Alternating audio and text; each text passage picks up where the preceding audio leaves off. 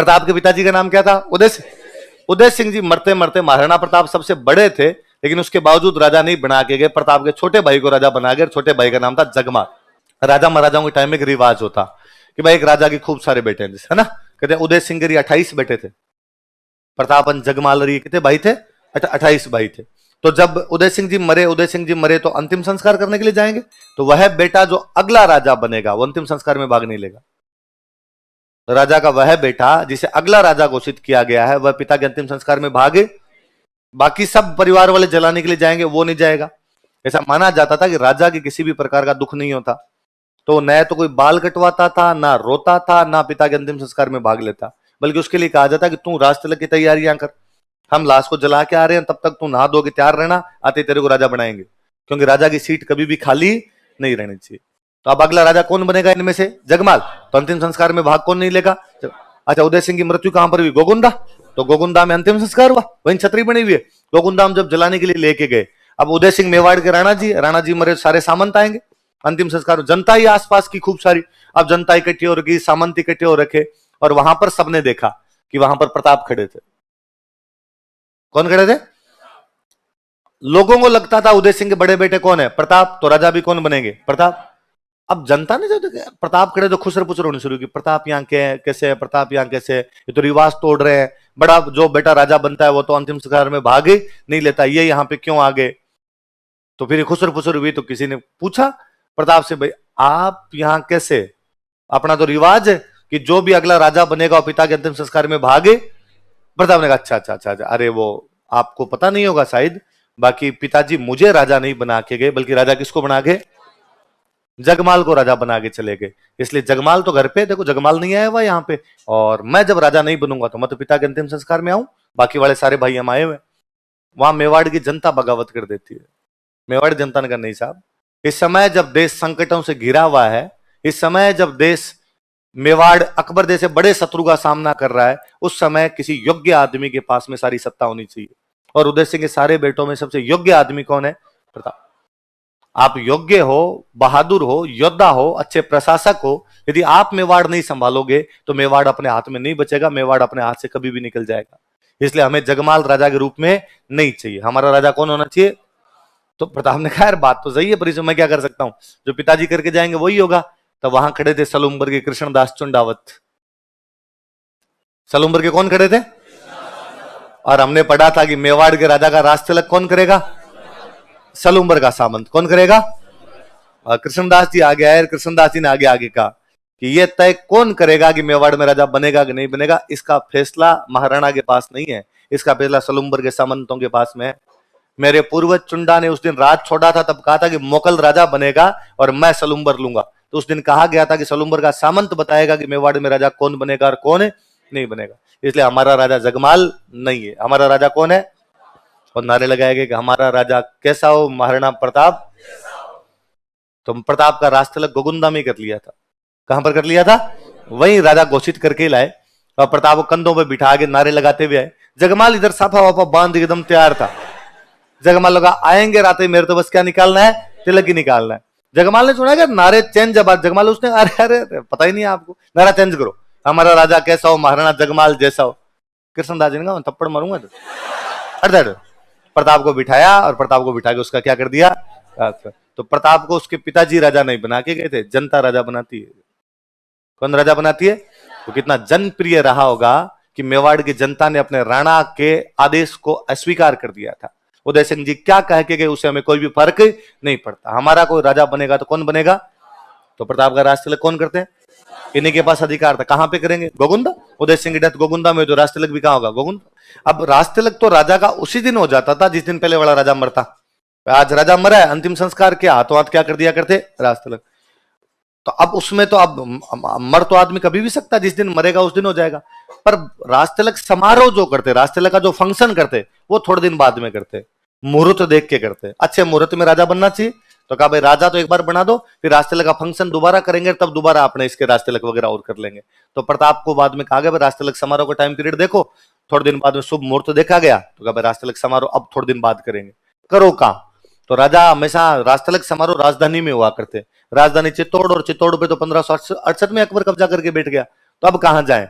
तो अपने संकटकालीन राजधानी कौन सी है? कोमलगढ़। तो प्रताप ने अपना राष्ट्रतिलक समारोह बाद में कहां पर करवाया था? समारोह का मतलब पूरा फंक्शन, समारोह का मतलब ढंग से पार्टी सेलिब्रेट करेंगे, समारोह का मतलब आसपास के सारे राजा इनवाइट किए जाएंगे कि हमारे फंक्शन है, सारे भाग लेने के लिए आओ। ये वैसा ही है जैसे आप ये मान लो कि आज चुनाव का रिजल्ट आया और आज चुनाव का रिजल्ट आया, पता चला कांग्रेस की सीट इतनी और बीजेपी की सीट इतनी, तो कहा भाई राजस्थान में मुख्यमंत्री किसका बनेगा? कांग्रेस का। और राजस्थान के मुख्यमंत्री अशोक गहलोत होंगे, तो मुख्यमंत्री तय हो गया। फिर का शपथ ग्रहण समारोह 10 दिन बाद होता है। और शपथ ग्रहण समारोह का मतलब है कि फंक्शन होगा बाकायदा, फंक्शन में आसपास के राज्यों के मुख्यमंत्रियों को भी बुलाया जाएगा। तो प्रताप का राष्ट्रतिलक कहां कर दिया गया था? गोगुंदा। पर उनका राष्ट्रतिलक समारोह कहां पर मनाया गया था? कुंभलगढ़। मैं कहता हूं आसपास के राजा इनवाइट किए जाते हैं, तो मारवाड़ के एक राजा यहां पर आए हुए थे, चंद्रसेन। प्रताप की बहन की शादी की हुई थी चंद्रसेन से, तो वैसे भी रिश्तेदार थे, पड़ोस के राजाओं को बुलाते ही थे, ये बड़े राजा थे, तो इनको भी कहा भाई आप भी आ जाओ, इन्वाइट कर लिया। चंद्रसेन उन्हीं दिनों अकबर से लड़ रहे थे। किसे लड़ रहे थे? और हम आगे पढ़ेंगे कि जिस प्रकार प्रताप मेवाड़ में अकबर से लड़े थे, उसी प्रकार चंद्रसेन कहां पर अकबर से लड़े थे? मारवाड़ में। तो हम आगे पढ़ेंगे कि चंद्रसेन मारवाड़ का प्रताप है। चंद्रसेन क्या? मारवाड़ का प्रताप। तो यकीनन प्रताप के बहनों ही लगते हैं, प्रताप के राष्ट्रतिलक समारोह में आए हैं, उसी टाइम अकबर से लड़ाई कर रहे हैं, तो अकबर वाली बातचीत भी हुई होगी। चंद्रसेन से पूछा भाई तुम्हारे क्या चल रहा है उधर? चंद्रसेन ने कहा भाई लड़ाइयां चल रही है, कभी लठ पड़ जाते हैं, कभी लठ मार लेते हैं। प्रताप ने पूछा मैं क्या करूं? तो उसने कहा तुम भी, तुम्हारे पिताजी लड़ाई चालू कर रखी है, तुम्हारे पिताजी 68 से चल रही है तुम्हारी तो लड़ाई, और चालू रख लो अपने। तो ठीक है, प्रताप ने कहा और ही ठीक है अपने तो बात। उधर ये बात अकबर को पता चली कि भाई राजा चेंज हो गया, 1572 में उदय सिंह जी की डेथ हो जाती है, नया राजा कौन बन गया? महाराणा प्रताप। उदय सिंह ने अपने जीवन में अकबर की अधीनता स्वीकार, अकबर से संधि का कोई भी उसने प्रस्ताव स्वीकार नहीं। तो अकबर जानता था कि यार उदय सिंह तो पूरी जिंदगी नहीं माना, अपने से संधि नहीं किया, अधीनता नहीं मानी, अब नया नया लड़का राजा बना है, राजा चेंज हुआ है, क्या पता ये मान जाए। तो अकबर ने प्रताप को समझाने के लिए अपने 4 दूत भेजे। कितने दूत भेजे? कौन कौन है चारों? नाम बताओ। मानसिंह। कोर्ची बोलचाल में बहुत अच्छा बंदा था, कोर्ची दूत ही था, यही काम करता, राजाओं के साथ बातचीत करने का यही काम करता। 1572 में प्रताप राजा बनते अकबर ने कोर्ची को भेजा। कोर्ची अपनी तरफ से बधाई दे, क्या राजा महाराजा आसपास में कोई राजा बनता बधाई भेजते, भले आपस में दुश्मन है तो भी एक दूसरे को बधाइयां वगैरह भेज दिया करता। ये आज भी है। मैं कहता हूं अभी पाकिस्तान में प्रधानमंत्री चेंज होगा, शहबाज शरीफ शपथ लेंगे, इधर से प्रधानमंत्री मोदी की बधाई जाएगी, भले अपनी नहीं बनती है। ऐसा होता है, जनरल शिष्टाचार होता है और उस शिष्टाचार का फॉलो किया ही जाता है, पालन करते हैं उसका। बनती हो तब तो बाकायदा बुला लेते हैं शपथ ग्रहण समारोह। मुझे याद है मोदी जी पहली बार जब प्रधानमंत्री बने थे तो आसपास वाले कई राष्ट्रपति प्रधानमंत्री को बुला लिया था कि आओ यार सारे, और पाकिस्तान वालों ने वहां से बधाई भेज दी। उनको लगता है जाएंगे तो पाकिस्तान की जनता नाराज हो जाएगी, इधर वालों अपने वालों को लगता है अपने जाएंगे तो इंडियन जनता नाराज हो जाएगी, पर फिर भी बधाइयां भेजते हैं। यार कोई बात नहीं, आप बने हो, नए बने हो तो हमारी तरफ से बधाई तो ले लो। तो कोर्ची को अकबर ने भेजा कि भाई जा अपनी तरफ से बधाई दे के आ जा, और बात करे थोड़ा पूछ लेना क्या प्लान है बंदे का आगे। कोर्ची गुलदस्ता लेके आया। कोर्ची ने महाराणा प्रताप कहा मैं अकबर का दूत हूं और बादशाह अकबर ने आपके लिए हृदय के अंतिम तल की गहराइयों से शुभकामनाएं भेजी, हमारी तरफ से हमारा बुके भी स्वीकार कीजिए। और प्रताप ने कहा थैंक यू, बैठो चाय पानी पियो भाई। तो उसने बातों में पूछा भाई क्या क्या प्लान है आपका आगे? प्रताप ने कहा सेम। कौन सा? कोई डेडी वाला जो पापा कर रहे थे। कोर्चिन का थोड़ा बहुत चेंज, कोई स्लाइटली थोड़ा बहुत ना, कुछ भी आगे भविष्य में, निकट भविष्य में कभी कुछ करो करना पक्का, उसने कहा। कोर्ची वापस गया, कोर्चिन जाके अकबर कहा भाई आदमी ने साफ साफ क्या कर दिया, मना, और वो किसी भी तरीके से संधि करने के लिए तैयार। अकबर समझदार आदमी, अकबर को लगा नहीं यार बातचीत करने से बातचीत बनती है, तो किसी नए बंदे को भेजा जाए। मुझे लगा राजस्थान के राजा से बातचीत करनी है तो क्यों ना किसी राजस्थान वाले बंदे को भेजा जाए। यंग लीडर बनाया, एकदम यंग राजा बनाया, तो क्यों ना किसी यंग को भेजा जाए। 32 साल के थे प्रताप राजा बने थे, किसी यंग को भेजा जाए। और प्रताप के दरबार में आमेर के एक राजा रहते थे, भगवंत दास। आमेर के राजा कौन है? आमेर अपने जयपुर के राजा जी कौन थे? और भगवंत दास जी के बेटे थे, उनका नाम क्या था? मानसिंह। बाप बेटे हैं, तो मानसिंह राजकुमार है और भगवंत दास क्या है? राजा। तो मानसिंह यंग ही एकदम।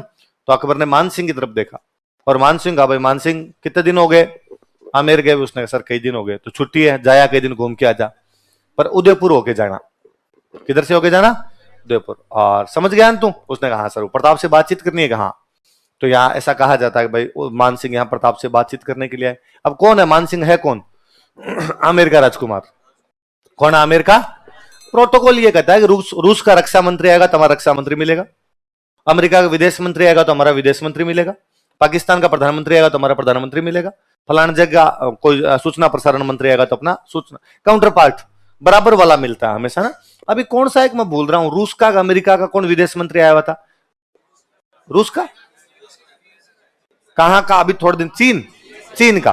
तो एस जयशंकर प्रसाद मिले थे, उसने बाद में कहा मुझे तुम्हारे प्रधानमंत्री से मिलाओ, उसने कहा और कि मुझे प्रधानमंत्री से मिला, इंडिया वालों ने मना किया, दिमाग खराब है, प्रधानमंत्री तेरे लिए बैठा है, तो विदेश मंत्री मिल लिए, तुम्हारा प्रधानमंत्री आएगा तब मिल लेंगे हम। तो भाई अपने प्रधानमंत्री बनता उनका राष्ट्रपति बनता उधर, तो तुम्हारा राष्ट्रपति आए तब मिल लेंगे, तुमसे किस बात का मिला जाए। तो काउंटर पार्ट वाला होता है, अपवाद अलग है, कई बार मिल भी लेते हैं, पर ज्यादातर ये होता है उधर से जो आया उधर से वो बनता मिलवा दिया जाए। प्रताप को पता चला आमेर का राजकुमार बातचीत करने के लिए, तो उनका अपने राजकुमार को भेज दो। और प्रताप के बेटे थे अमर सिंह, कौन थे तो अमर सिंह का बातचीत करने के लिए जाओ भाई। उदयपुर में शाम के टाइम में डिनर का प्रोग्राम था, डिनर पे मान सिंह को बुलाया हुआ था। तो एक तो होता क्या है कि भाई अपने घर पे कोई मेहमान आया हुआ है, तो मेहमान तो आएगा डिनर पे लेट, अपने जाएंगे जल्दी, कार्यक्रम तो अपने को करना है। उस दिन मान सिंह आया जल्दी, अमर सिंह आया लेट। तो मान सिंह आगे वहां पर बैठ गए, आसपास नौकर चाकर खड़े, उनको कहा भाई कहाँ रे तुम्हारे, सर आ रहे बैठो सर आ रहे। इतने में कहीं से अमर सिंह डोलता डोलता आया। तो अमर सिंह ने कहा था कि एक तो अमर सिंह थोड़ा बदमाश टाइप का बंदा था, गांव में कहते बहुत छड़ो है उस टाइप का सतायु। तो आए सामने, अमर सिंह आगे सामने बैठ गया, सामने बैठ के मान सिंह टांगे लाए, दूर से नमस्ते गए, अंकल नमस्ते, वाईफाई चरण स्पर्श किए दूर से। मान सिंह को बड़ा बुरा लगा कि यार ठीक है, और अंकल कैसे हो। तो मान सिंह ने पूछा तेरे पापा कहाँ है तेरे, तूने कहा पापा पेट दर्द हो रहा है उनका। वो हंस हंस के जवाब दे कि मान सिंह से राह नहीं कर, मान सिंह थालियां फेंकियो कदन तेरे बाप को जाके कि मैं तेरा और तेरे बाप दोनों का पेट दर्द युद्ध के मैदान में ठीक कर दूंगा। लोग मान सिंह कच्चा कहते हैं, बकवास करते हो। और वो वहां से पैर पीट के वहां से निकला। तो अमर सिंह और बदमाश, अमर सिंह ने पीछे लगे, अंकल ऐसे क्या गुस्सा कर रहे हो, बात तो सुनो एक, क्या है अब तेरे, कि वो क्या कर रहे थे आप, वो पापा का पेट दर्द कहां ठीक कर दोगे। तो मैं युद्ध के मैदान में ठीक कर दूंगा। तो क्या अकेले मत आना, फूफा जी को साथ लेना। अकबर के साथ उनकी बुआ की शादी हो रखी थी, तो अकेले क्यों आना, उसको साथ ही लेना, फिर हम देख लेंगे क्या करना है क्या नहीं। तो मान सिंह ने कहा रुक तू। मान सिंह ने और पैर पटके और आगे बढ़ा, उसने अंकल लास्ट बात एक और सुनो, तो अब क्या बाकी रह गया तुम्हारे, कि हमारे पाली में एक जगह पड़ती है सोजत, तो वहां की मेहंदी बहुत अच्छी है, तो उसको जीआई टैग मिला हुआ है, तो मैं क्या करूंगी, बुआ जी के लिए ले जाओ। मान सिंह खार खाया हुआ गया यहां से। जून का महीना था, जून में आया था मान सिंह अपने, गर्मी में और गर्मी चढ़ी दिमाग में, और अकबर को जाका अब भी हाथों हाथ, अब क्या मुझे सेना दी जाए, मैं उन बाप बेटों को जाके बता दूंगा कि मैं क्या कर सकता हूं। अकबर ने अरे क्या बात हुई, बात तो बता। क्या कहा प्रताप ने, प्रताप मिलने ही नहीं आया, क्यों, तो उसने कहा कि राजकुमार आता तो राजकुमार मिल लेता है, और उनका राजकुमार अमर सिंह बातचीत करने गया, तो उसने क्या कहा, पूछो मत आप क्या कहा, आप सेना दो मुझे, मैं बताऊंगा उन बाप बेटों को मैं क्या कर सकता हूं। और अकबर के बात समझ में आ गई, हाँ बात तो सही है, राजकुमार जाए तो राजकुमार मिले, इसका मतलब राजा जाए तो राजा मिले। और उसने भगवंत दास जी की तरफ देखा, मान सिंह के पापा कौन थे, आमेर के राजा कौन थे, भगवंत दास, और भगवंत दास जी की तरफ देखा, भगवंत दास सिंह समझ गया साहब जाना है मुझे, चला जाऊंगा। और उसने अपने बंदों को कहा कि मान सिंह के लिए कहा भाई साइड में ले जाओ, माउंटेन ड्यू पिलाओ, थोड़ा चिल करो यार बंदे को।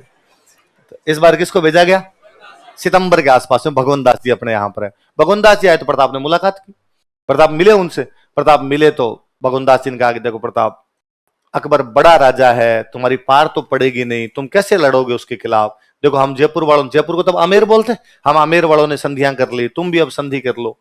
प्रताप ने कहा भगवंत दास जी बात ऐसी है कि आज के लगभग 50 साल पहले मेरे दादाजी अकबर के दादाजी से खानवा के मैदान में लड़ रहे थे, सांगा और बाबर के बीच में लड़ाई हुई थी। उस समय आपके दादाजी पृथ्वीराज हमारी तरफ से लड़ते हुए वीर गति को प्राप्त हुए थे, आमेर का पृथ्वीराज गया था, क्योंकि उस समय मेवाड़ का झंडा बुलंद था और मेवाड़ के झंडे के नीचे सारे राजा आके लड़ा करते। अब चलो हम मेवाड़ वाले उतने शक्तिशाली नहीं है आजकल, आप आमेर वाले भी खूब शक्तिशाली हो। भगवंत दास जी एक काम करो, आप मुगलों के खिलाफ लड़ाई का ऐलान कर दीजिए, मैं आपके झंडे के नीचे लड़ लूंगा, लेकिन मुगलों के झंडे के नीचे मेरे से आज लड़ा जाए कल लड़ा जाए। भाई मुगलों से संधि का मतलब है उनकी तरफ से लड़ना पड़ेगा। भगवंत दास जी ने कहा देख तेरे दादाजी नुकसान खूब ही करवा गए थे, और तू मैं अब भाई ऐसा कोई भी नहीं करना चाहता कि नुकसान हो। प्रताप ने कहा फिर क्यों आते हो, कभी बेटा आता है समझाने, कभी बाप आ जाता है, घर रहा करो अपने। तो भगवंत दास जी को भी उसने भेज दिया। अकबर फिर भी धीरज वाला आदमी, अकबर ने कहा नहीं वन मोर ट्राई। इस बार किसको भेजा गया, निर्मला सीतारमन, वित्त मंत्री था। टोडरमल कौन था, तो कहा गया कि भाई टोडरमल जी का टोडरमल जी आए, टोडरमल जी यहाँ कई दिन रह के गए।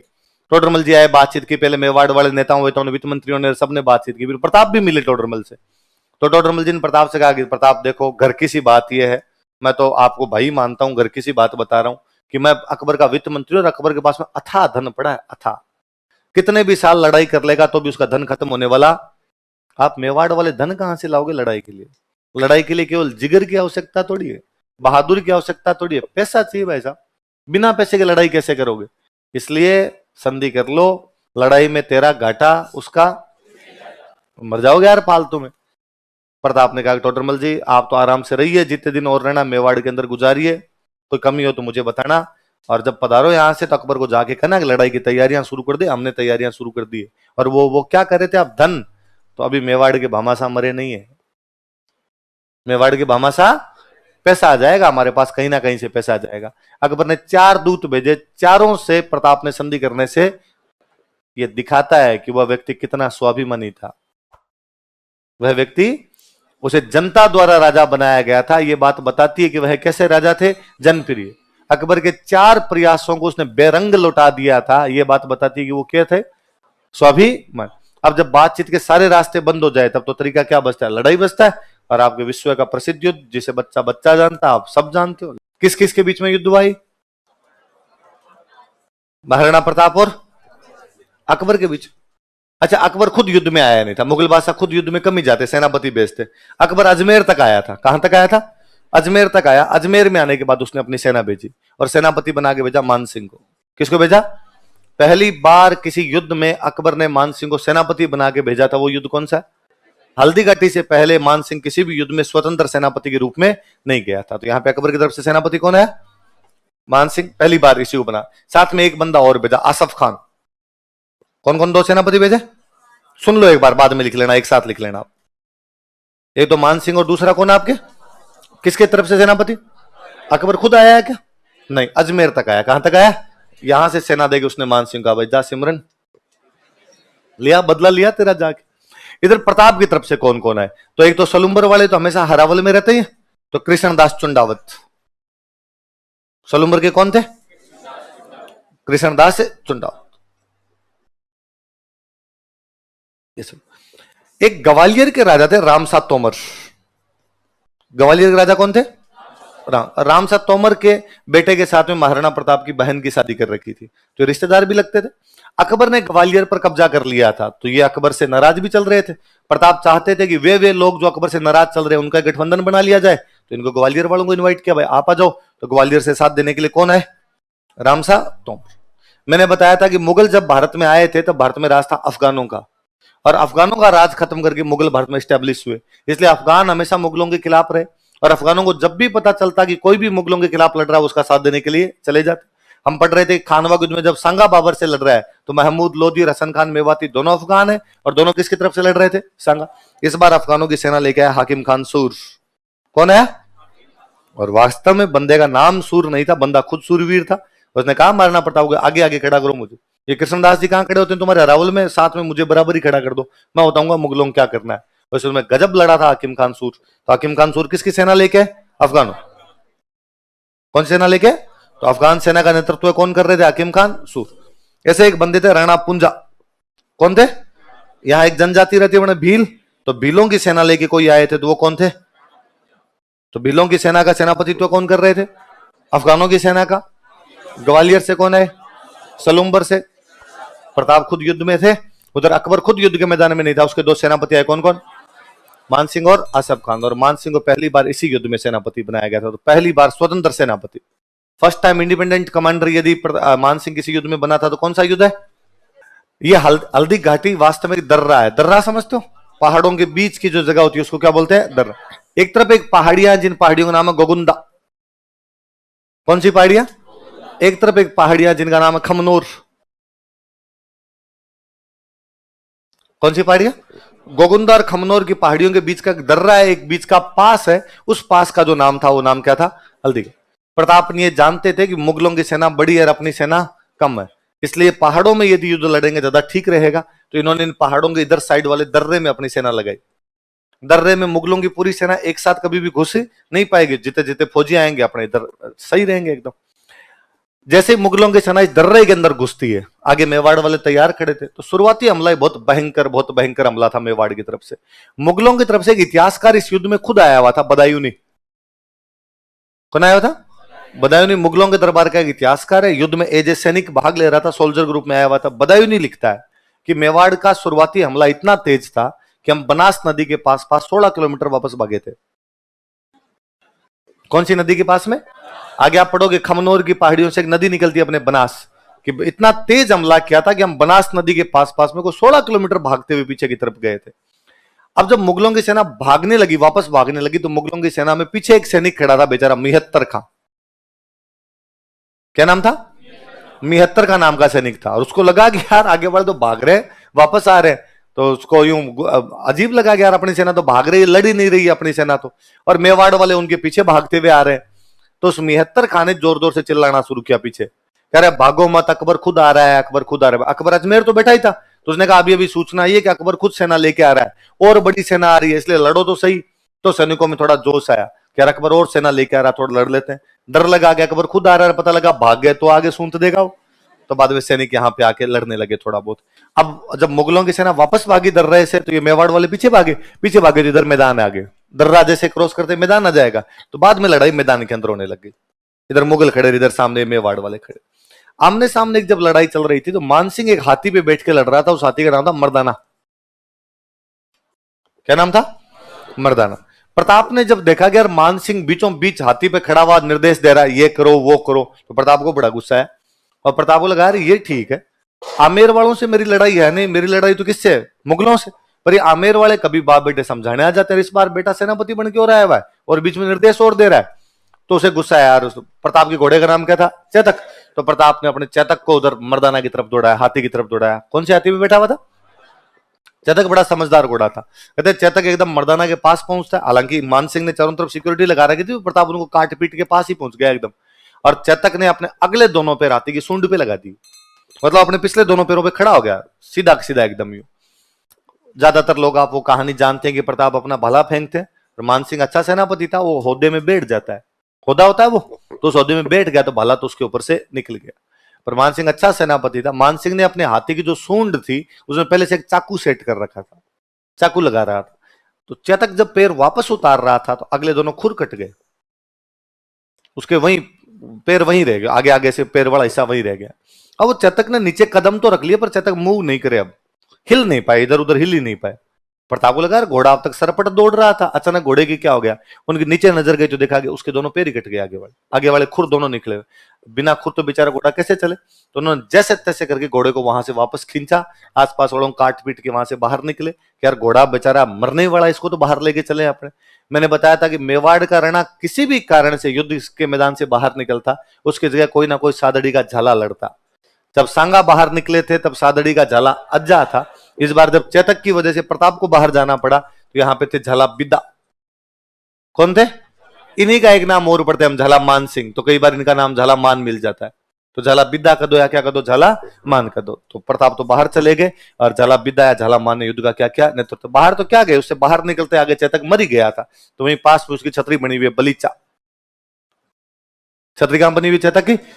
पर तब तक मुगलों को भयंकर भयंकर नुकसान हो चुका था। मुगल जैसे तैसे अपनी जान बचा के भागते ही यहां से गोगुंदा चले जाते हैं। कहां चले जाते हैं? मैंने बताया था गोगुंदा और इन पहाड़ियों के बीच का सा दर्रा था, तो बाद में कहां चले जाते हैं? कहते गोगुंदा में जाने के बाद में भी मुगलों को इतना डर था प्रताप का कि उन्हें लगा कि मेवाड़ वाले पीछा करेंगे और पीछा करके मारेंगे अपने को। तो गोगुंदा में जब रात को सोए, उससे पहले चारों तरफ दीवार बनाई कि रात को कोई मेवाड़ वाला अटैक करके मार नहीं दे, और पूरी रात को पहरेदारी कर करके वैसे टाइम पास किया अपना। अगले दिन फिर अजमेर की तरफ इधर रवाना शुरू हुए। अकबर कहां तक बैठा हुआ था? अजमेर तक। तो बदायूनी वापस लिखता है कि गोगुंदा से अजमेर आने में हमारी हालत खराब कर दी थी। जून का महीना, राजस्थान की तपती हुई गर्मी, उन पहाड़ों के गांवों से चलना वैसे भी दुभर हो रखा था, बीच बीच में भीलों के गांव थे, भील जब तब हम पर आक्रमण कर दिया करते। हमारी पूरी सेना एक साथ तो चल नहीं सकती थी, राशन पानी वाले थोड़े पीछे रह जाए, जिनके पास बाहर है वो थोड़े धीरे धीमे चलेंगे, खाली चल रहा है वो तेज चलेगा। तो इसके पास में कोई आटा नमक मिर्चें जो दे रखे वो बेचारी धीरे धीरे टुकड़ी आती कोई, तो वो टुकड़ी बेचारी पीछे रह जाती। भील पता नहीं 10-15 के ग्रुप में कहां पर अटैक करते, वो आटा छीन ले जाते। यदि किसी गांव से पानी लेने के लिए गए तो गांव वालों ने कूट कूट के मुगलों को मार दिया। तो बदायूं नहीं कहता कि जैसे तैसे भगवान का नाम लेके अजमेर तक का रास्ता अदा किया था। अजमेर यहां अकबर के पास पेश हुए, अकबर ने जाते पूछा, यहां भाई पकड़ लाया प्रताप को? तो नहीं। तो मार दिया? नहीं। संधि कर ली उसने? नहीं। तो हरा दिया? नहीं। क्या सोच कर आए थे कि सरदार खुश होगा, इनाम देगा? और उसने मान सिंह आसफ खान कहा कि मंगता हूं आज के बाद मेरे दरबार में दिखे टांगे तोड़ दूंगा दोनों की। अरे सर सुनो से मैं थप्पड़ मारूंगा, दिखना मत। तो मान सिंह और आसफ खान दोनों का दरबार में आना बंद। और अकबर ने कहा, उन्होंने कहा सर सुनो तो सही, पकड़ना इतना सरल नहीं है, मेवाड़ को जीतना इतना सरल भी। अकबर ने कहा मैं जा रहा, मैं बताता हूं तुम्हें कैसे पकड़ के लाते हैं, सर आप देख लो। तो 1576 के लास्ट में अकबर खुद मेवाड़ पर अटैक कर देता है। उदयपुर के आसपास वाले जगह पर उसने कब्जा किया, यहां पर आके बैठा। मेवाड़ वालों को पता चला अकबर और बड़ी सेना लेके आ गया, इन्होंने खुद को फिर पहाड़ियों में शिफ्ट किया। वह पहाड़ों में लड़ेंगे, मैदान में तो लड़ाई हो नहीं पाएगी, तो पहाड़ियों में शिफ्ट। अब अकबर इधर उदयपुर के आसपास वाली जगह पे कब्जा करता है, दिल्ली अपनी टुकड़ियां में लाओ पकड़ गए। पर अब मुगल पहाड़ों में लड़ने के अभ्यस्त ही नहीं थे। पहाड़े आप जहां के लोकल हो, उन पहाड़ों को तो आप ज्यादा जानते हो। अब बेचारी कोई टुकड़ी पहाड़ों में छोटी छोटी टुकड़ियां जाती, पूरी जाती नहीं। मेवाड़ वाले पड़ते पता नहीं कहां से आक्रमण करते, उस टुकड़ी को मार देते। बेचारे बचे खुचे सैनिक भाग भूख के वापस आते, या कभी कोई टुकड़ी जाती उसको भी मिलते ही नहीं, वो टुकड़ी बेचारी दिन में भूख मर मुरा के शाम तक वापस आ जाती। अकबर ने फाइनली पूछा कि क्या कारण है, पकड़ क्यों नहीं पा रहे, ऐसा क्या है कि तुम उसको पकड़ ही नहीं पा रहे, जा ही नहीं पा रहे वहां तक, डेली मार मार खा खा के आते हो वहां से? उन्होंने कहा साहब हम मुगल हैं, गूगल थोड़ी है जो रास्ते पता हो। अब रास्ता तो जिनको पता है उनको ही पता है। अकबर के थोड़े दिनों में समझ में आ गया कि इन पहाड़ों में अपनी पार तो पड़ेगी नहीं। तो अकबर उदयपुर पे कब्जा करता है, उदयपुर का नाम बदल के कर देता मुहम्मदाबाद। क्या कर देता? और अपने 2 बंदों को उदयपुर सौंप देता है। एक तो मान सिंह के अंकल थे जिनका नाम था जगन्नाथ कछवाहा। क्या नाम था? हल्दीघाटी वाले युद्ध में लड़के गए हुए थे, तो इनकी पोस्टिंग यहीं पर कर दी कि भाई आप ही उदयपुर संभालो। और एक बंदा था सैयद फखरुद्दीन। क्या नाम दूसरे बंदे का? अब अकबर समझदार आदमी था, अकबर ने दिमाग लगाया कि यार भाई मेवाड़ वाले इतनी आसानी से हार नहीं मान रहे, इसका क्या कारण है? तो अकबर के एक बार फिर वही कारण समझ में आया कि 1568 में उसने चित्तौड़ पर कब्जा कर लिया था, उसके बावजूद भी उदय सिंह ने उससे संधि नहीं की थी। तो उसे तब समझ में आया कि यार उदय सिंह की शक्ति का बड़ा कारण है कि उदय सिंह को पास पड़ोस वाले सहायता देते रहते हैं, इसलिए उसने बूंदी के राजा को उदय सिंह से तोड़ दिया था। मैंने आपको पिछली क्लास में बात बताई थी कि 1569 में बूंदी पर अटैक करता है, राजा सुरजन उसके साथ में संधि करके उसको रणथंभौर का किला दे देता है। पढ़ा था हमने? तो लगा प्रताप के सहयोगियों को तोड़ा जाए। तो प्रताप के सहयोगी कौन कौन है? पता चला था बांसवाड़ा और डूंगरपुर। प्रताप के सहयोगी कौन कौन है कि यार ये सहायता करते रहते हैं। तो अकबर ने अपना अगला अटैक वागड़ पे किया। ये वाली बात और जोरदार, डूंगरपुर बांसवाड़ा पढ़ेंगे, मैं और ढंग से बताऊंगा। अकबर पहले बांसवाड़ा पर अटैक करता है, बांसवाड़ा का राजा अकबर से सरेंडर करता है। जैसे अकबर ने अटैक किया, उसने कहा बस अब लड़ाई करने की हिम्मत नहीं, हम संधि करने के लिए तैयार। अकबर ने कहा करो संधि और लिखो कि आज के बाद प्रताप को कोई सहायता नहीं दोगे। ठीक है, आज के बाद प्रताप को किसी प्रकार की सहायता नहीं दे। अकबर ने वेरी गुड, शाबाश, सब अपने दोस्त है। अब अकबर गया डूंगरपुर, डूंगरपुर के राजा ने सरेंडर किया कि साहब हम भी आज के बाद प्रताप को कोई भी सहायता नहीं देंगे। तो अकबर को लगा भाई 2 राज्य तो मेरी तरफ आ गए, कौन कौन? बांसवाड़ा और डूंगर। अकबर यहां से दिल्ली गया। अकबर जैसे दिल्ली गया, बांसवाड़ा डूंगरपुर ने कहा मजाक कर रहे थे, कैसा लगा हमारा प्रैंक? ये दोनों बाद में भी प्रताप की सहायता करते रहे। प्रताप के आसपास में राजस्थान के राजाओं में जो इंटेलिजेंस दिखाई देती है उतना पहले कभी नहीं रही होगी। ये शानदार तरीके से लड़े थे इस बार। ये देखो आप, ये डूंगरपुर, डूंगरपुर के पास में बांसवाड़ा, बांसवाड़ा के पास में मेवाड़, मेवाड़ के पास में मारवाड़, मारवाड़ के पास में सिरोही, सिरोही के पास में जालोर, जालोर के पास में ईडर। सबकी सीमाएं लगती है आपस में। डूंगरपुर में राजा आस्करण, बांसवाड़ा का राजा प्रताप सिंह है कोई, मेवाड़ के राजा महाराणा प्रताप है, दोनों के नाम, उधर भी प्रताप सिंह था इधर भी प्रताप। मारवाड़ का राजा चंद्रसेन, सिरोही में सुल्तान, जालोर में ताज खान। ताज खान अफगान है तो अफगानों की मुगलों की बनती नहीं। इडर का राजा नारायण दास। इडर का राजा कौन है? सारे मिले हुए आपस में, पूरा गठबंधन है, एक साथ गठबंधन है। लेकिन इस बार ढंग से एक जगह पे आके नहीं लड़ेंगे, सबकी सेनाएं एक जगह पे आके नहीं, एक जगह लड़ेंगे, मैदान की लड़ाई होगी। मैदान की लड़ाई में मुगलों की सेना अपने से लाख गुना ज्यादा है, उनके पास पूरे भारत से सैनिक भर्ती होते हैं। तो एक जगह लड़ेंगे तो मुगल पक्का जीत जाएंगे, तो बाद में वैसे कॉन्फिडेंस डाउन हो जाएगा। इसलिए एक जगह लड़ना ही नहीं, अपनी अपनी पहाड़ियों में लोकेशन लो।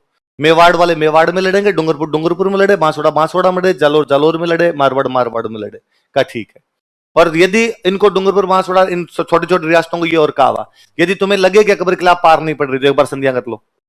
ऐसा नहीं होना चाहिए कि तुम कम सेना लेके भी उनके साथ भिड़ने चले जाओ और तुम्हारी पूरी सेना मर जाए, ऐसा कभी नहीं होना चाहिए। तो कहा ठीक है। ये पूरी बाउंड्री सील कर दी थी। मतलब ये नतीजा ये था कि सूरत बंदरगाह ना, सूरत बंदरगाह वो बंदरगाह था जहां से हज यात्री जाते। हज करने के लिए यदि जाना होता तो कौन से बंदरगाह से जाते? सूरत। तो सूरत को बोलते थे मक्का का द्वार, कि मक्का मदीना की यात्री करना तो कहां से जाना पड़ेगा? सूरत। इन्होंने ये रास्ता बंद कर दिया था, हज यात्रियों को हज करवाना बंद करवा दिया था। इसलिए कोई हज करने जाता तो अकबर को जाके कहते कि हमें हज करना है, फिर अकबर उनके साथ में सेना भेजता, वो सेना जाके सूरत छोड़ छोड़ गया थी। हालात ये थे। और फिर ये कि जब अकबर मेवाड़ पर अटैक करे तो अब उसने अपना पूरा फोकस कहां पर कर रखा है? मेवाड़। पूरा शक्ति लगा के बेचारा मेवाड़ में लड़ रहा है। इतने में पता चलता कि मारवाड़ के चंद्रसेन ने मारवाड़ में मुगलों के कैंप उड़ा दिए, तो अकबर की सेना भाग के किधर आएगी? चंद्रसेन। इतने में पता चले कि सिरोही वाला सुल्तान और जालोर वाला ताज खान दोनों आबू की पहाड़ियों में मुगलों के कैंप उड़ा गए, या सूरत की तरफ जो हज यात्री जा रहे थे उनको वहां से वापस भगा दिया, पकड़ लिया। इसलिए अब उनकी सेना भाग के कहां पे जाएगी? सिरोही और जालोर। इतने पता चला साहब इडर वालों ने वहां पर और किसी के आपके गुजरात का टैक्स लूट लाए, या गुजरात की तरफ आपका अटैक कर दिया, तो वो सेना उधर जाए। मुगलों की सेना तित्र बित्र कर दी थी।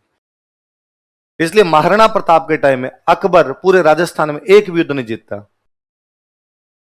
मतलब हालात ही कि यार सिरोही के सुल्तान ने ठोक लिया इनको, दत्तानी का पूरा युद्ध जीते हैं। मुगलों का सिंगल, बताया था दत्तानी का, सिंगल बंदा नहीं छोड़ा है, सिरोही वाले पीट गए। भारत का मुगल बादशाह सिरोही में हार के गया, दुर्सा आडा तक को यहां पकड़ लिया था उन लोगों ने। बताई थी मैंने कहानियां। एक युद्ध नहीं जीतने दिया। वो जानते थे कि डूंगरपुर बांसवाड़ा यदि अकबर से लड़ेंगे, अकबर ने अटैक किया, यदि डूंगरपुर बांसवाड़ा लड़ते हैं तो पूरी सेना मर जाएगी। आप 15,000 आदमी यदि डूंगरपुर वालों के पास में, अकबर के लाख से लड़ोगे तो 15 मरेंगे। इससे अच्छा संधि कर लो, तो 15 बचे। अकबर यहां से गया तो अगला जब इनका युद्ध होगा तो भेज देना। इसलिए 1585 के बाद में अकबर ने राजस्थान पर अटैक करने बंद कर दिए थे। मतलब अकबर पूरे भारत पर अटैक कर रहा है। काबुल पर अटैक है, ठेठ कहां काबुल पड़ा है? कश्मीर पे अटैक है, बंगाल पे अटैक है, उड़ीसा पर अटैक है, साउथ इंडिया पर अटैक है, राजस्थान पे नहीं। आपके नाक के ठीक नीचे राजस्थान पड़ा है, आप राजस्थान पे अटैक क्यों नहीं कर रहे? क्योंकि बंदे के समझ में आ गई थी कि आरएस का प्री पास नहीं होगा, इसलिए पटवारी दिया जाए। इसलिए कश्मीर, काबुल, बंगाल, कंधार, साउथ इंडिया, उड़ीसा सब जगह अटैक कर लिया, लेकिन 85 के बाद में उसने राजस्थान पर कोई भी अटैक नहीं किया। तो इनका पूरा प्लान ही चेंज था। अलग अलग लड़ेंगे, अपनी अपनी जगह पे लड़ेंगे, एक दूसरे को इस प्रकार की सहायता पहुंचानी है कि भाई इधर वाला लड़े तो इधर वाला भी लड़ाई शुरू कर दे, ताकि मुगलों की शक्ति एक जगह ना लगे। वरना खानवा में लड़े थे, सारे एक साथ लड़े, हार गए। पूरा पूरा राजस्थान एक साथ एक युद्ध में हार के आ गया। वरना अब की बार ढंग से अपनी अपनी जगह लोकेशन ली हुई। सिरोही के राजा पर पहले एक बार अकबर ने अटैक किया था, तो अकबर ने सेना भेजता है, सिरोही राजा संधि कर लेता है। सिरोही राजा संधि करके आधी सिरोही अकबर को दे देता है। तो अब प्रताप ने कहा कोई बात नहीं, दे दी, कोई दिक्कत नहीं, बैठे रहो अपने। थोड़े दिनों बाद में दत्तानी वाला युद्ध लड़ता है वापस। इस बार शक्ति उसकी थोड़ी ठीक थी, दत्तानी वाला युद्ध लड़के आदि सिरोही अपने वापस छीन लेता है, मुगलों की पूरी सेना मारता है। तो मैंने तब भी आपको बात बताई थी कि महाराणा प्रताप ने अपनी पोती की शादी सुल्तान के साथ की थी। क्या सुल्तान के साथ पोती की शादी की थी? सब के सब गठबंधन के अंदर थे। अब ज्यादातर तो रिश्तेदार और थे आपस में। ताज खान था तो ताज खान अफगान था, अफगानों की मुगलों से वैसे नहीं बनती। ताज खान पे अकबर ने सेना भेजी थी, तब ताज खान ने सरेंडर किया था। ताज खान ने भाई गलती हो गई, आइंदा से तेरे खिलाफ हम कोई भी लड़ाई नहीं करेंगे। अकबर बेचारा संधि करवा के यहां से वापस जाता, वो वापस कहता कि ना, तो मैं तुम्हारी संधि को स्वीकार नहीं करता हूं। अकबर यहां से कहां चला गया? वागड़ चल गया। अकबर वापस गया तो मान सिंह आसफ खान आगे तैयार खड़े थे। मान सिंह आसफ खान ने कहा क्या प्रताप पकड़ लेना आप, हमने सुना था आपने पकड़ लिया। अगर ना थप्पड़ मारूंगा दोनों, कल से चुपचाप दरबार में आ जाना कि यार हमने पहले ही कहा था, नहीं पकड़ में आ रहा, पहाड़ियां खतरनाक है वो। पर अब क्या किया जाए, नया सेनापति कौन भेजा जाए? तो एक नया सेनापति उतारा गया, शाहबाज खान। कौन सा उतारा गया? इन दिनों प्रताप ने कब्जा कर रखा था कुंभलगढ़।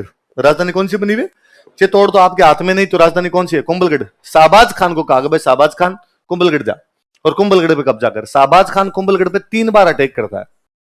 कितनी बार अटैक करता है? पार ही नहीं पड़ती। एक बार प्रताप और इनको लगा था कि यार कुंभलगढ़ अपने हाथ से निकलेगा, तो ये कुंभलगढ़ खाली करके पहाड़ियों की तरफ चले गए। तो शाहबाज खान कुंभलगढ़ पे कब्जा करता है। अब उसे लगा ठीक है अब तो मेरा कब्जा हो गया। अचानक प्रताप 15 दिन बाद में वापस अटैक करते हैं, शाहबाज खान को भगा देते हैं, कुंभलगढ़ पे वापस कब्जा कर लेते हैं। अकबर के समझ में आ गया कि भाई शाहबाज खान के यहाँ पर पार नहीं पड़ रही। शाहबाज खान का ट्रांसफर किया पंजाब, कि तू पंजाब जा। तो साहब इधर मेवाड़ कौन देखेगा, तो क्या एक नया सेनापति भेज रहे हैं। तो इधर मेवाड़ में एक नए सेनापति उतारेंगे, रहीम जी। कौन भेजेंगे? अब्दुल रहीम। रहीम जी को कहा कि रहीम जी आप जाओ। रहीम जी प्रेम के दोहे वही लिखने वाले आदमी। रहीमंदा का प्रेम का मत तोड़ो, टूटे से फिर जुड़े नहीं जुड़े। पर रहीम जी वाकई बेहतरीन योद्धा थे। हम रहीम जी के बारे में केवल इतना जानते हैं कि रहीम जी कवि थे, पर रहीम जी की दो बातें और बड़ी जोरदार है। रहीम जी बेहतरीनतम योद्धा हुए। मुगलों के जितने योद्धा हुए उनमें यदि टॉप 10 की कभी लिस्ट बनाई जाएगी तो उनमें यकीनन रहीम जी हमेशा आएंगे। रहीम जी उतने बड़े भगवान कृष्ण के भक्त थे। इस धरती पर जब भगवान कृष्ण के टॉप 10 भक्तों की लिस्ट बनाई जाएगी उसमें भी नाम किसका हैगा? तो रहीम जी बहुत ही भले या सज्जन मनुष्य थे एकदम। तो रहीम जी कहा रहीम जी आप जाओ मेवाड़ में लड़ने के लिए। तो रहीम जी आगे, पर रहीम जी का मेवाड़ वालों की तरफ थोड़ा सॉफ्ट कॉर्नर था। और रहीम जी को ऐसा लगता था कि यार जो संधि करना चाहता उसे तो कर लो, जो करना ही नहीं चाहता, किसी भी तरीके से नहीं करना चाहता, वहां पे क्यों लड़ाई करनी? मेवाड़ वाले नहीं करना चाहते तो बैठे रहने दो यार। अकबर क्यों बार बार सेनाएं भेजता है? पर अब बादशाह ने ऑर्डर दिया तो आना तो पड़ेगा। तो रहीम जी आ गए यहाँ पे मेवाड़ में। यहाँ उदयपुर में पहाड़ियों में कोई जगह पड़ती थी शेरपुर। कौन सी जगह थी? वहां पे चुपचाप अपनी सेनाएं लेके बैठ गए, बढ़ने दो, आपने लड़ाइयां नहीं करनी। अच्छा पहले जब लंबे दौरों के लिए सेनापति जाते तो परिवार साथ लेके जाते, लुगाई टाबरन सब साथ में हुआ करते। भाई आपको 3 साल किसी आक्रमण के लिए जाना तो परिवार साथ में ले जाओ आपका। तो बाद में रहीम जी ने अपने परिवार, जो बड़े बड़े सेनापति थे उनके परिवार साथ में थे, तो उन परिवारों को तंबू लगा के अपना सेट किया कि भाई यहाँ रहो। सैनिकों के तंबू लगा लिए, सेना यहाँ रहेगी। पर प्रताप पे कोई अटैक नहीं किया, चुपचाप बैठे रहते, सुबह शाम अपना शिकार खेल के आ जाते और अकबर के पास में मैसेज कर देते कि आज हमने अटैक किया था पर प्रताप हाथ नहीं आया। आज तो एकदम पास तक ही पहुंच गए थे लेकिन वो पहले थोड़ा सा पहले निकल गया था। अकबर क्या कहे? अकबर वापस कहता well try boys, well try, keep it up, लगे रहो, अगली बार पकड़ में आ जाएगा पक्का। क्योंकि अकबर यदि ये कह दे कि प्रताप हाथ क्यों नहीं आया तो रहीम जी वापस पूछ ले कि भाई ये बात तो मान सिंह, आसफ खान, तू खुद और शाहबाज खान चारों मिलकर बता दो कैसे पकड़ना है, तो हम भी पता लगा लेंगे भाई ऐसे पकड़ना है। अब रहीम जी की तरफ से जब अटैक बंद हुए तो प्रताप को लगा कि यार आजकल अटैक ही नहीं हो रहे, क्या कारण है? मुगलों की तरफ से एक भी अटैक नहीं हो रहा। तो किसी ने कहा आजकल रहीम जी आए हुए हैं, रहीम जी अपने पर अटैक नहीं कर रहे। तो मेवाड़ ने कहा ठीक है फिर अपनी तरफ से ही मत करो, अपने थोड़ा पहाड़ों से बाहर आओ। तो पहाड़ों से बाहर आए, बाहर आके अनाज इकट्ठा करना शुरू किया। भाई पहाड़ों में रहेंगे तो अनाज कहां से आएगा? अनाज तो मैदान से ही आएगा। तो अनाज लेके आना शुरू किया, हथियार इकट्ठे करने शुरू किए, धन इकट्ठा करना शुरू किया, वापस तैयारियां की। भाई रहीम जी के बाद में कोई ना कोई सेनापति आएगा, वो तो लड़ेगा, तो तैयारियां तो करके रखी जाए। इन बिटवीन एक दिन प्रताप के बेटे थे अमर सिंह। अमर सिंह कोई उधर घूम रहे थे पहाड़ियों में, उन्होंने मुगलों के कैंप की तरफ देखा, कैंप में कोई है ही नहीं, कैंप शून्य पड़े एकदम। तो अमर सिंह पास तक ही पहुंच गया, तो आवाज लगाई जाके भाई रेम जी किधर है? तो अंदर से महिलाओं की आवाज आई, भाई रेम जी तो बाहर गए हुए। तो उसने कहा और कोई पुरुष होगा उसको बाहर भेज दो, मुझे बात करनी है। तो महिलाओं ने कहा भाई आज हमारे घर पे कोई भी पुरुष नहीं है, सारे पुरुष बाहर गए। उसने कहा सच्ची? उसने कहा तुम सारी बाहर आ जाओ, फॉलो मी। वो सारी महिलाओं को गिरफ्तार कर लाया। अब महिलाएं बेचारी रोती पीड़ती, उसके बेचारी डाकी क्यों लेके जा रहा है, हमने तेरा क्या बिगाड़ा है? और अमर सिंह नहीं चलो चलो महलों में रखेंगे। अरे क्या तंबुओं में क्या बैठी हो तुम, आ जाओ आ जाओ सारी आ जाओ। उनको गिरफ्तार कर लाया सबको। आगे महाराणा प्रताप अपने कैंप की तरफ खड़े, महाराणा प्रताप देखे क्या अमर सिंह डोलता हुआ आ रहा है, पीछे महिलाएं बुरके में बेचारी रोती पीड़ती आ रही है। वो कौन है, कहां से लाया तुम? उसने कहा डैडी आप साइड में जाओ, मैं संभाल लूंगा। जो अरे है कौन ये तो बता। उसने वो रहीम जी है ना? कि हाँ। तो आज शिकार खेलने के लिए गए थे तो मैंने कर लिया।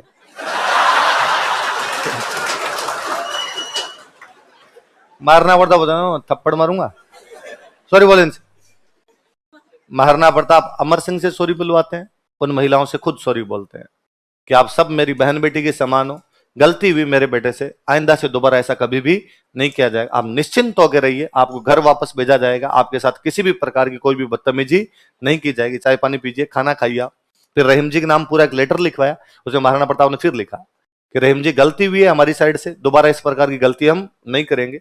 महाराणा प्रताप युद्ध के मैदान में कभी भी महिलाओं और बच्चों को बीच में आकर किसी पर महिलाओं और बच्चों को बीच में नहीं लाएगा, इनको बंधक नहीं बनाया जाएगा, जो लड़ाई होगी वो सामने छाती आके करेंगे, जो रिजल्ट होगा वो देखा जाएगा। उन महिलाओं को वापस सम्मान वापस भेजते हैं। कहते हैं जब वहां रहीम जी आए शिकार खेल कर, उन्होंने देखा कि डेरे खाली पड़े हैं पूरे, तो रहीम जी ने माथा पकड़ के बैठ गए। उनको समझ में तो आ गया कि मेवाड़ वाले उठा ले गया सबको। इतने में महिलाएं वापस पहुंची। तो रहीम जी ने पूछा कहां चली गई? तुमने कहा मंग तो तुम कहां रहते हो और घर पे रहा करो। ये तो भलाओ बेचारे महाराणा प्रताप का जो हमें भेजा है, वरना अमर सिंह तो पकड़ ले गया था हमें। और उन्होंने जाके पूरी बात बताई। उन महिलाओं ने कहा कि भाई रे, कोई माँ बेटा दे तो महाराणा प्रताप जैसा दे कि दुश्मन की महिलाओं को भी इस कदर इतनी इज्जत कौन बख्शता है। उस समय मध्यकाल के अंदर दुश्मन की महिलाओं को, बच्चों को इस प्रकार से हॉस्टेज बना लेना बहुत छोटी सी बात हुआ करती। और युद्ध की तैयारी में कोई भी अपने साइकोलॉजिकल लीड के लिए ऐसा कर लिया करता कि उनके गिरफ्तार कर लो, ताकि कम से कम उधर वाले आक्रमण तो अपने पे नहीं करेंगे। पर यदि कोई आदमी महिलाओं को इस प्रकार वापस भेज देता है, आप सोचिए वो कितना नैतिक चरित्रवान रहा होगा। मैं अक्सर कहता हूं कि इस दुनिया में योद्धा खूब सारे हुए हैं। यदि योद्धाओं की बात की जाए तो सांगा के आसपास नहीं फटकते बाकी वाले। उसके हाथ नहीं, पैर नहीं, आंख नहीं, कान नहीं, फिर भी लड़ता घूमता रहता बाड़ी तक। भयानक लड़ने चला गया था। तो प्रतापन योद्धा के मामले में तो सांगा के आसपास ही नहीं जा पाते। पर प्रताप इसलिए याद नहीं किए जाते कि वो बड़े योद्धा हुए थे। प्रताप इसलिए याद किए जाते हैं कि योद्धा से इतर उनके गुण बहुत ज्यादा, बहुत अलग गुण थे। वो नैतिक चरित्रवान थे। जनता किसी राजा को याद कर रही है ना, इसका मतलब उसमें गुण अलग है। प्रताप पढ़ने के लिए हिस्ट्री पढ़ना आवश्यक नहीं है। सांगा को आप तभी जानते हो जब हिस्ट्री पढ़ते हो। कुंभा खूब महान राजा हुए होंगे, पर उनकी किताबें आपके तभी याद हुई है जब आपने हिस्ट्री पढ़ी है। उनके बारे में तभी जाना जब आपने हिस्ट्री पढ़ी। गांव का ठेठ अनपढ़ आदमी महाराणा प्रताप को जानता है। इसका मतलब उस बंदे में अलग बातें थी, तब कुछ है। तो कहते हैं उन्होंने वो लेटर दिया रहीम जी को ले जाके, तो रहीम जी के लेटर पढ़ के आंखों में आंसू आ गए थे। और रहीम जी ने तब कहा था कि प्रताप, मैं नहीं जानता कि मुगलिया सल्तनत भारत में कब तक काबिज रहेगी। मैं नहीं जानता कि शहंशाह अकबर का भारत में इकबाल कब तक बुलंद रहेगा यहाँ पर मैं एक बात जानता हूं कि जब तक सूरज और चांद रहेंगे महाराणा प्रताप तुम याद किए जाओगे। तो दुश्मन आपके बारे में ऐसी बात कर दे, इससे बड़ी चीज क्या हो सकती है? क्या रहीम जी की तो बैग में पकड़ के ले गए? तो अकबर ने रहीम जी कहा, रहीम जी लुगाइयां नहीं संभल रही, प्रताप को तो क्या ही संभालोगे, वापस आ जाओ आप। तो नया सेनापति उतारा गया। इस बार अकबर ने अपने एक अंकल को सेनापति बना के भेजा। अंकल का नाम था सुल्तान खान। क्या नाम था भैया? सुल्तान खान डाकी टाइप का आदमी था, लंबा चौड़ा भयंकर वाला आदमी था। और सुल्तान खान बहुत अच्छा सेनापति। सुल्तान खान यहां यार, सुल्तान खान ने आगे अपने 4 जगह डेरे जमाए। दिवेर, देबारी, देसुरी और देवल, 4D, 4 जगह डेरे लगाए उसने। कहां कहां पे? दिवेर, देबारी, देसुरी। और कि उसने नोटिस किया कि यार मेवाड़ वाले मैदान में आके लड़ ही नहीं रहे, पहाड़ों में लड़ रहे हैं। और पहाड़ों में मुगल जब जाते हैं तो मुगल पहाड़ों में लड़ने का बेस्ट नहीं है, इसलिए मेवाड़ वाले मार लेते हैं, कूट लेते हैं इनको। तो क्या किया जाए? उसने कहा पहाड़ों को घेरो चारों तरफ से। कितने दिन तक पहाड़ में बैठे रहेंगे? पहाड़ में स्टॉक तो खत्म होगा। पहले जब किलों को घेर के बैठते थे तब भी तो साके करने पड़ते। इस बार पहाड़ घेर लो, सारे के सारे पहाड़ घेर लिए जाए। पूरी अरावली में जहां जहां ये बैठे हैं उन चारों तरफ से लॉक किया जाए, फिर देखते हैं क्या करेंगे। अजमेर वाले रूट पे जो एक जगह थी, उस जगह का नाम था दिवेर। कौन सी जगह थी? इस रूट को सबसे ज्यादा ध्यान रखना जरूरी था, क्योंकि मुगलों का अड्डा अजमेर था। इसलिए मुगलों की जो भी सप्लाई आया करती वो कहां से आती थी? अजमेर वाले रूट से आती, इस दिवेर वाले रूट से आती। और मेवाड़ वालों का पूरा ध्यान इस पे था कि मुगलों की सप्लाई चेन तोड़ दो। तो मुगलों की सेना यदि मेवाड़ में आके लड़ेगी तो खाना पीना तो करेगी। खाना पीना कहां से आएगा? उनका आटा कहां से आएगा? अजमेर से। वो बीच में लूट लो, फिर देखते हैं मुगल कितने दिन। तो मुगल बड़े परेशान रहा करते थे कि यार मेवाड़ वाले बीच में सप्लाई छीन लेते हैं। तो उसने कहा सप्लाई वाला जो रूट है यहां पर तो मैं बैठा हूं। और इस बार मेवाड़ वाले हाथ लगा के दिखाएं। उदयपुर वाले रूट पे एक सेना लगा दी गई, वो सेना कहां लगाएगी? देबारी। पाली वाले रूट पे एक सेना लगाएगी, वो देसुरी। डूंगरपुर वाले रूट पे एक सेना लगेगी, देवल। चारों रास्ते जाम, बाहर मत निकलने दो। पहाड़ है, अब पहाड़ों के बीच में देखते हैं कितने दिन रहेंगे। या तो मरेंगे पहाड़ों में और या बाद में आगे सरेंडर करेंगे, बाकी इनके पास और कोई भी चारा नहीं। और चप्पे चप्पे चौकसी, पूरी रात चारों तरफ से सुरक्षा प्रहरी गूंजे वहां पर। और वाकई मेवाड़ वालों को जाम कर दिया सुल्तान खान ने। प्रतापन बाहर ही नहीं निकल पा रहे थे, चुपचाप बैठे हुए कि यार सुल्तान खान यहां से निकल जाए तो कुछ करे सुल्तान। पर सुल्तान खान दिवेर में आराम से मजबूती से बैठा। थोड़े दिनों में जब मेवाड़ वालों की तरफ से कोई एक्शन नहीं हुआ, मेवाड़ वाले चुपचाप ही बैठे रहे, तो सुल्तान खान थोड़ा कॉन्फिडेंट हो गया। और सुल्तान खान लगा कि ठीक है, मामला ठीक है। तो जहां पूरी रात सुरक्षा हुआ करती है, पूरी रात नहीं देते, अब रात में कहते 2 बार बस सुरक्षा लगा लो। पहले एक एक चौकसी बहुत अच्छी हुआ करती है, थोड़ी थोड़ी चौकसी में थोड़ी ढील देनी शुरू कर दी। महाराणा प्रताप इसी मौके की तलाश में बैठे थे कि ये कब कॉन्फिडेंट होते हैं, कब थोड़े से लापरवाह होते हैं। इतने में त्योहार आया दशहरा। कौन सा त्योहार है? दशहरे पे हथियारों की पूजा होती। हथियारों की पूजा के लिए अपने घरों में अब तक कहते हैं कि साहब हथियार की जब पूजा करते हो तो तलवार यदि म्यान से बाहर निकली तो अंदर तभी डालिए जब उसके खून लगे। उसके आप तलवार को म्यान से बाहर निकाल ली तो अंदर जब डालोगे उससे पहले क्या लग जाना चाहिए? खून। अब तो अपने घरों में तो क्या करते हैं, बकरा लाओ तो फिर खून और तो किसका लगाओ, इसका तो झटका करो कम से कम। तो कोई बकरे का झटका कर लिया, या कई बार और नहीं होता तो खुद की अंगुली काट के उसके थूथा खून लगाते हैं, बाकी डायरेक्ट म्यान के अंदर नहीं डाली जाए तलवार। राजा महाराजाओं के टाइम में युद्ध करते, दशहरे के युद्ध जरूरी हुआ करते, और दशहरे वाले जो युद्ध होते हैं उनको बोलते हैं टीका दौड़। क्या बोलते? टीके लगाए, हथियारों पे टीके लगाए, तिलक लगाए। अब तिलक लगाने के बाद में दौड़ करके युद्ध किए जाएंगे, वो युद्ध कौन से है? तो आसपास की किसी भी रियासत से छोटा मोटा पंगा चल रहा होता तो उस दिन थोड़ा उस पंगे को बड़ा करके आते, थोड़ा बहुत लड़ाई करके आते। और नहीं चल रहा है तो अपने किसी बंदे को कहते कि लड़, थोड़ा तो लड़ हमारे खिलाफ, दो चार यूं ही एक दूसरे को गालियां निकालेंगे, थप्पड़ मारेंगे, पर छोटा मोटा युद्ध कर ही लिया करते थे। उन युद्धों को क्या बोलते, कब किए जाते? इस बार दशहरा आया हुआ, हथियारों की पूजा की, मेवाड़ वालों ने पहाड़ों में प्रताप हथियारों की पूजा करते हैं। अब सब टीका दौड़ किधर करवाए, आपने तो बाहर ही नहीं निकल पा रहे, अपने तो जाम पड़े हैं चारों तरफ से। प्रताप ने कहा इस बार दिवेर पर हमला करेंगे। कहां पर हमला करेंगे? दिवेर। दिवेर में सुल्तान खान खुद बैठा है। अजमेर वाली के लिए उन्होंने चौकसी लगा रखी, इसलिए वहां तो उनकी सुरक्षा ज्यादा है। प्रताप ने कहा तभी तो मुगल सपने में भी नहीं सोच सकते कि अपने दिवेर पर हमला करेंगे। मुगलों के दिमाग में यह है कि यदि मेवाड़ वाले हमला भी करेंगे तो कहां करेंगे? देवारी देसुरिया देव। सुल्तान खान इतना कॉन्फिडेंट है कि सुल्तान खान को लगता है कि यार दिवेर पर तो कोई भी हमला कभी भी किया नहीं जा सकता। एक दिन अचानक दिवेर पर हमला किया जाता, पूरी मुगल फौज मार दी। सर्जिकल स्ट्राइक है, सिंगल बंदा नहीं छोड़ा था दिवेर वाले युद्ध में, सब के सब मारे थे इन्होंने, भागने नहीं दिया था किसी को। और उधर से उनकी सहायता हो रही थी ईडर, बांसवाड़ा, प्रतापगढ़। वो तीनों हो रहे पहाड़ों के अंदर से ये निकले, बाकी पहाड़ों से वो निकल के घेर के मारा था दिवेर के अंदर। तो मुझे लगता है हिस्ट्री कितनी बाइस्ड हो सकती है कि भारत का इतिहास दिवेर के युद्ध के बारे में नहीं जानता, कि मुगलों की पूरी फौज काट दी गई, सिंगल आदमी नहीं छोड़ा गया। हार जीत के फैसले तो बहुत बाद की बात है, कोई जाके समाचार तो देता कि कोई बचा है कि नहीं बचा है। उधर सेनापति कौन है आपका? सुल्तान खान। अमर सिंह था प्रताप का बेटा। कहते हैं अमर सिंह ने सुल्तान खान के भला मारा था, आर पार निकाल दिया था, इतना भयंकर तरीके से सुल्तान खान को मारा था। यह युद्ध अमर सिंह की वीरता का चरम है कि अमर सिंह क्या योद्धा रहा होगा। वो दिवेर का युद्ध बताता है कि उसने सुल्तान खान जैसे सेनापति को भाले से बींद दिया था। दिवेर का युद्ध हमारे इतिहास का पूरी तरीके से खा गए। मतलब दिवेर के युद्ध के बारे में स्टूडेंट तभी जानता है जब आप ये कंपटीशन की तैयारियां करते हो, वरना टाबर बीए एमए भी कर ले तो दिवेर का युद्ध कभी भी क्लियरली इतने अच्छे तरीके से पढ़ाया 10th तक की किताबों में तो खाया हुआ है, भयंकर ढंग से खाया हुआ है। आगे वाले कोई बीए एमए करे तो उसके सामने दिवेर आए, पर वो भी इतना ध्यान नहीं देता, क्योंकि हल्दी घाटी आपने इतना हाईलाइट करके छोड़ दिया कि दिवेर उसके नीचे दब के रह गया। क्योंकि दिवेर को हाईलाइट किया जाता है तो इतिहासकारों के कई षड्यंत्र मंसूबे उनके जो भी है वो कामयाब नहीं हो पाते, क्योंकि दिवेर बताया जाता है तो क्लियर लिखना पड़े कि प्रताप जीते हैं। फिर किंतु परंतु वाली बात ही समाप्त हो जाती है कि इसमें कौन जीता था और कौन नहीं जीता। जब पूरी सेना ही मर गई सामने वाली, तो फिर तो इधर वाला पक्ष जीता आपके। दिवेर बताया जाए तो फिर ये बताना पड़ेगा ईडर, बांसवाड़ा, प्रतापगढ़ सारे के सारे प्रताप के साथ में लड़े थे। इसका मतलब प्रताप एक संगठन बनाने वाले राजा थे। क्या बनाने वाले राजा थे? मेरे तो ये भी कभी समझ नहीं आया कि मिडाइवल के इतिहासकारों को इतनी इतिहास की समझ नहीं है कि अपने भारत में अक्सर एक बात की जाती है, मैं अच्छे अच्छे लोगों को ये बात सुनते हुए देखता हूं कि महाराणा प्रताप अकेले रह गए थे, बाकी लोगों ने उनका साथ नहीं दिया था। अरे कहां नहीं दिया यार, पूरी बाउंड्री सील थी, सारे के सारे तो लड़े हैं साथ में, और कैसे लड़वाओगे आप साथ के अंदर? और सारे के सारे लड़े हैं, इसलिए मेवाड़ इतना सफल हो गया। लड़ाई का तरीका अलग, अब एक जगह युद्ध नहीं कर रहे थे, अलग जगह लड़ रहे थे। ये अगलों की रणनीति थी, ये उनकी कूटनीति थी, कैसे लड़ना है।